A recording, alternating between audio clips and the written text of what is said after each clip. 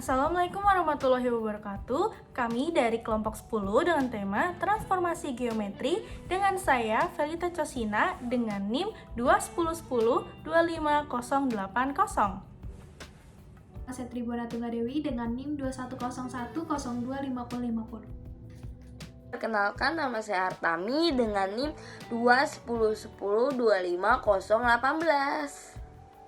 Kami akan membahas tentang jenis-jenis transformasi geometri. Yang pertama ada translasi atau pergeseran, yang kedua ada rotasi atau perputaran, yang ketiga ada refleksi atau pencerminan, dan yang keempat ada dilatasi atau perkalian. Transformasi geometri. Transformasi geometri atau secara bahasa berarti perubahan. Pengertian panjangnya yaitu perubahan pada sebuah bidang geometri yang mencantum posisi, besar, dan bentuknya sendiri. Jenis-jenis transformasi geometri ada yang A. Translasi atau pergeseran, B. Refleksi atau pencerminan, C. Rotasi atau perputaran, dan D. Dilatasi atau perkalian. Yang pertama ada translasi atau pergeseran. Translasi adalah salah satu jenis transformasi yang berguna untuk memindahkan suatu titik sepanjang garis lurus dengan arah dan jarak. Yang berarti, translasi tersebut hanya akan mengalami perpindahan titik. Contoh sederhana dari translasi adalah peristiwa yang terjadi di perosotan, di mana orang yang sama dengan sebuah bidang berpindah posisi dari titik awal atau awal perosotan dan titik akhir atau ujung perosotan.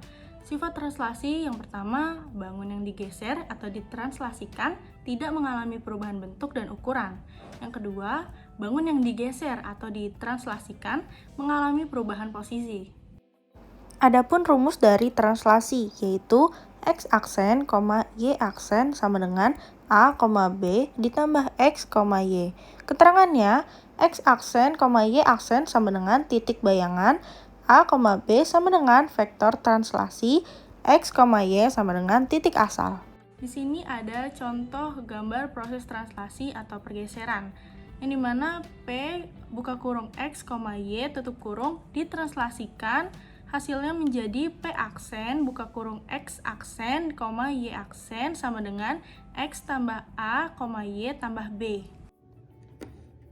Jika kalian perhatikan baik-baik, apabila kita sedang naik perosotan, perosotan itu hanya akan merubah titik awal atau puncak perosotan menuju titik akhir atau ujung perosotan. Dari gambar di atas, dapat kita ketahui bahwa translasi hanya dapat berubah posisinya saja, sedangkan ukurannya akan tetap sama. Yang kedua ada rotasi atau perputaran. Rotasi adalah suatu perubahan, kedudukan, atau posisi objek dengan cara diputar lewat suatu pusat dan sudut tertentu.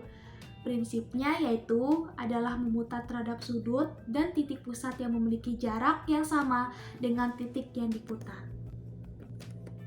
Contoh sederhananya adalah cara kerja dari biang lala, di mana lingkaran memutar titik tengah. Contoh lain ada gangsing. Cara kerja gangsing nyaris sama dengan biang lala, karena perputaran mengitari titik tengah.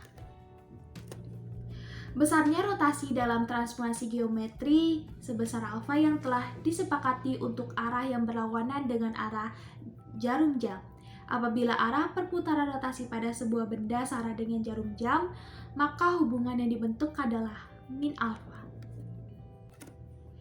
Adapun sifat-sifat rotasi yaitu yang pertama, bangun yang diputar atau rotasi tidak mengalami perubahan bentuk dan ukuran. Yang kedua, bangun yang diputar atau rotasi mengalami perubahan posisi. Adapun rotasi pada bidang data ditentukan oleh yang pertama, ada titik pusat rotasi, ada besar sudut rotasi, dan juga ada arah sudut rotasi. Hasil dari rotasi sebuah objek tergantung pada pusat serta besar sudut rotasi. Maka perhatikan letak kedudukan segitiga yang diputar sebesar 135 derajat dengan pusat O 0,0 pada gambar di bawah ini. Adapun rumus yang digunakan dalam rotasi transformasi geometri antara lain. Oke, jadi saya bakal ngejelasin tentang refleksi atau pencerminan.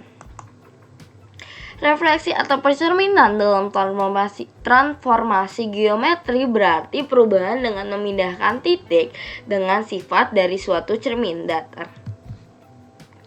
Kayak contohnya ada di gambar ini ya. Cobalah lihat garis dan juga beberapa titik merah gambar di atas. Ini kayak garis merah ini. Garis dan juga titik merah tersebut berpindah hal yang sama seperti pada benda yang dihadapkan pada cermin datar. Jadi titik-titik ini berpindah tempat dengan ukuran yang sama. Kayak dia kayak sama kayak kita cermin aja gitu, kayak sama kan jaraknya gitu antara cermin dan cermin dan kita gitu. Adapun rumus yang digunakan dalam refleksi atau pencerminan gitu, yang berubah sih paling ini aja kali ya. Nih kayak ada kayak dari sumbu X gitu. Kalau di sumbu X ini yang berubah menjadi min itu B-nya. Kalau dilihat dari sendiri, kalau dari sumbu Y yang min itu, yang minus itu A-nya. Kalau misalkan dari titik asalnya yang min itu dua-duanya, dan masih banyak lagi ya dari garis X ini, masih banyak lagi ya, bisa dilihat. Ada contoh soalnya. Titik A berada pada koordinat 4,5. Tentukan A aksen bila direfleksikan terhadap titik O 0,0. Jadi kita pakai rumus titik asal ya. Pakai rumus yang ini nih. Ya udah kita masukin aja.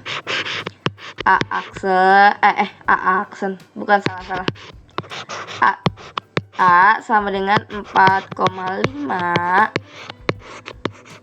Jadi A aksen min 4,5. Kenapa min 4,5? Karena di sini min hasilnya min. Ya udah deh. Kita lihat di sini aja. Titik awalnya 4,5. Jadi di sini 4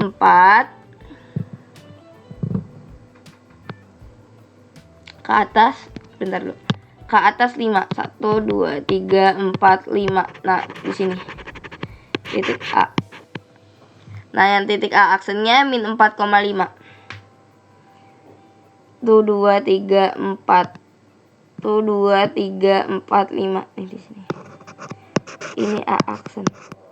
Jarak sini ke sini itu sama ya. Nah, kayak ini ada contoh lebih jelasnya nih kayak gini ya. Jarak sininya sama sininya sama. Ini pencerminannya ya.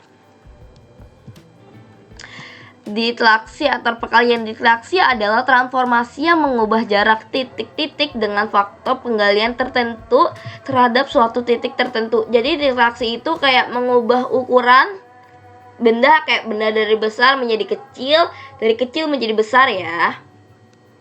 Contoh sederhananya itu kayak kita pasti punya miniatur mobil-mobilan kan, kayak misalnya kita belum mampu membeli mobil Pajero. Nah, kita beli dulu lah ukuran mobil-mobilan miniatur yang kecil.